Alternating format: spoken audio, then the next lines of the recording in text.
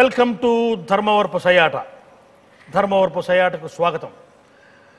పోయిన భాగంలో మనం విజయలక్ష్మి గారితో ఈ సయాట ఆడుతూ ఉంటే సమయం అయిపోవటం వల్ల కార్యక్రమాన్ని మధ్యలోనే ఆపుకొని ముగించవలసి వచ్చింది బలవంతంగా. ఇప్పుడు దాన్ని అక్కడి నుంచే కొనసాగిస్తున్నాం. విజయలక్ష్మి గారు మళ్ళీ ఈ ఉచితాసనాన్ని అలంకరించండి. మొన్న మనం పోయిన భాగంలో మనం ముగించే సమయానికి భానుమతి గారి గురించి గుర్తు చేసుకుంటున్నాం. భానుమతి గారికి అహంకారం అలంకారం అని చెప్పుకున్నాం. ఆమె పాడినటువంటి ఓహో పావురుమా అనే పాటని తలపింపజేశారు మీరు. దాన్ని ఆలాపించడం ద్వారా ఆ భానుమతి గారి ఊహల నుంచి మళ్ళీ మనం వాస్తవంలోకి వచ్చి మళ్ళీ ఇవాల్టి పాటల్లో పెట్టి మీరు ఓడించేట మా చింతామణి సర్వజ్ఞ అని చెప్పాను కదా, అట్లా ఓడించడం కోసం అన్ని ఎత్తులు వేస్తుంటుంది. అందులో ఒక భాగమే పాటలు. అయినా మీరు చక్కగా పాడతారు కాబట్టి ఈ కార్యక్రమంలో సంగీతామృతాన్ని పంచడం కూడా మా వంతుగా భావిస్తూ ఆ పని చేసామన్నమాట. మరి మొదలు పెడదామా? తప్పకుండా అండి.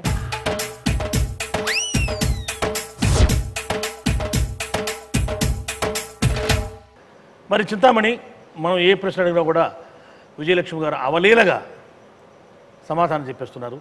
సలీలంగా సమాధానం చెప్తున్నారు. ఇందాక లీలగారిలాగా.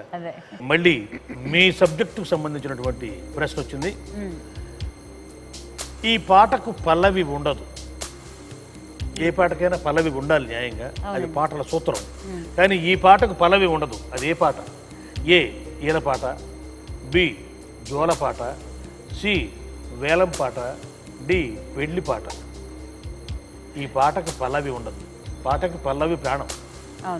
నా జీవన జీవం గానం అని ఒక సినిమాలో ఉంది పాట. ఏ సినిమాలో? పాటకు పల్లవి ప్రాణం. సంగీత లక్ష్మి.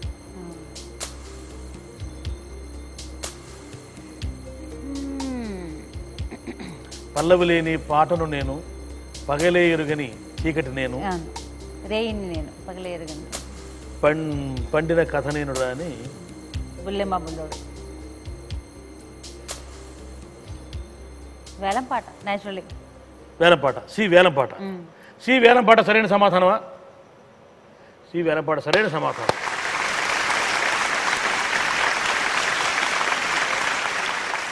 పాట పాట అనే ప్రస్తావన వచ్చింది కాబట్టి బాగా ఇష్టపడ్డ పాట ఏమిటి? మీరు మీకు వ్యక్తిగత ఇష్టాలు కొన్ని ఉంటాయి కదా, ఎవరికైనా ఉంటాయి. కొన్ని వేల పాటల్లో మనకంటూ కరెక్ట్గా ఈ పాటే అని ఎవరు వేలెట్టి చూపించలేరు. చాలా ఇబ్బంది పెట్టే ప్రశ్న సామాన్యంగా అడుగుతుంటారు. మీకు బాగా ఇష్టమైన పాట ఏది అంటారు, మీకు బాగా ఇష్టమైన పాత్ర ఏది అంటారు. సహజం అది. ఆ ఇంట్రెస్ట్ ఘంటసాల గారు అడిగారు. ఘంటసాల గారు లాంటి వ్యక్తిని ఇన్ని వేల పాటలు పాడి అట్లాగే అన్ని సంవత్సరాల పాటు చనిపోయిన ఇన్ని సంవత్సరాల తర్వాత కూడా ఇంతగా మనల్ని ప్రభావితం చేసిన వ్యక్తి ఘంటసాల గారే. అటువంటి వ్యక్తిని మీకు ఇష్టమైన పాట ఏది అని అడుగుతారు. ఆయన ఏదో మాట చెప్పాడు. అప్పుడు ఆయన బాగా ఇష్టమైన పాట గుడిగంటలు చిత్రంలో జన్మమెత్తితిరా కాదు, ఇంకో పాట పాడాడు. అందులో ఆయనే స్వయంగా సంగీతబద్ధం చేశాడు దాన్ని. నీలోన నన్నే నిలిపేవు నేడే, ఏ శిల్పి కల్పన, ఏ కవి భావనవు అని ఒక పాట పాడాడు. అది ఆయనకు బాగా ఇష్టమైన పాట అని ఒక సందర్భంలో ఆయన చెప్పాడు. మీకు ఇష్టమైన పాట పాడదాం అనుకుంటున్నాను. చెప్పండి. తేనె మనసుల సినిమాలో ఒక పాట పాడారు సుశీల్ గారు. చాలా పాటలు పాడారు. అందులో ఒకటి నీ ఎదుట నేను, వారెదుట నీవు, మా ఎదుట ఓ మామ ఎప్పుడుంటావు. ఆ పాట పల్లవి అనుపల్లవి రెండు చాలా బాగుంటాయి. అవునండి. చరణం కూడా చాలా బాగుంటుంది. ఆ పాట మీకు వచ్చో మరి రాదు? వచ్చా? తప్పకుండా పాడతాను.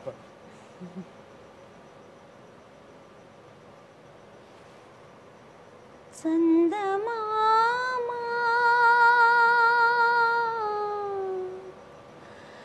అందాల మామా నీ ఎదుట నేను, వారెదుట నీవు, మా ఎదుట ఓ మామా ఎప్పుడుంటావు. నీ ఎదుట నేను, వారెదుట నీవు, మా ఎదుట ఓ మామా ఎప్పుడుంటావు. పెళ్లి చూపుల చూపులకు వారొచ్చారు, చూడాలని నీ ఓరగా చూసా. పెళ్లి చూపులకు వారొచ్చారు, చూడాలని నీ ఓరగా చూసా. తర్వాత వల్ల మారిన సిగ్గు దొంతరలు, వల్ల మాలిన సిక్కొచ్చింది నని నాని, మగసిరి ఎడదను చూశాను, మగసిరి ఎడదను చూశాను, తల దాచుకొనుట కది చాలన్నాను. నీ ఎదుట నేను, వారెదుట నీవు, మా ఎదుట ఓ మామా ఎప్పుడుంటావు. చాలా చాలా చాలా అద్భుతంగా పాడారు. ఏ భావం అయితే ఎంత ఆర్ద్రత ఉంటుందో ఆ పాటలో ఒక కదిలించే ఇది ఉందన్నమాట.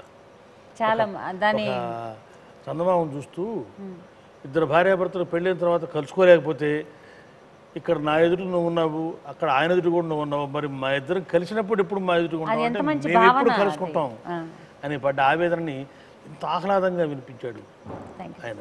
ఆ పాట అంత బాగా రాశారు ఆత్రేయ గారు, ఎంత చక్కటి స్వరబద్ధం చేశారు మహాదేవన్ గారు, ఎంత బాగా పాడారు సుశీల్ గారు. అందరూ చారిత్రాత్మకమైనటువంటి వాళ్ళే వీళ్ళంతా.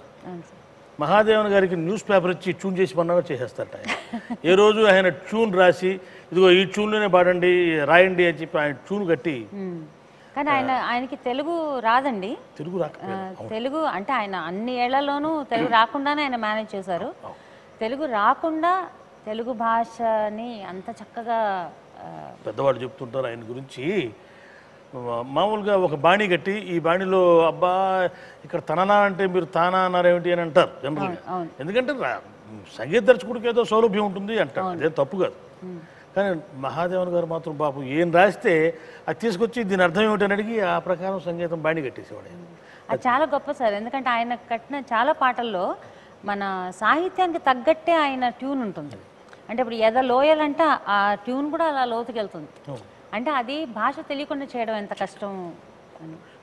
సంగీతంలో నిజమైన ప్రజ్ఞ. మహాదేవన్ గారు చేసిన పాటల్లో వృధా పోయిన పాట అంటూ లేనే లేదు. వేల కొలది పాటలు చేశారు, వేల కొలది కూడా అట్టగే ప్రజల హృదయాల మీద ఇప్పటికీ ఆ నాట్యం చేస్తూనే ఉన్నాయి.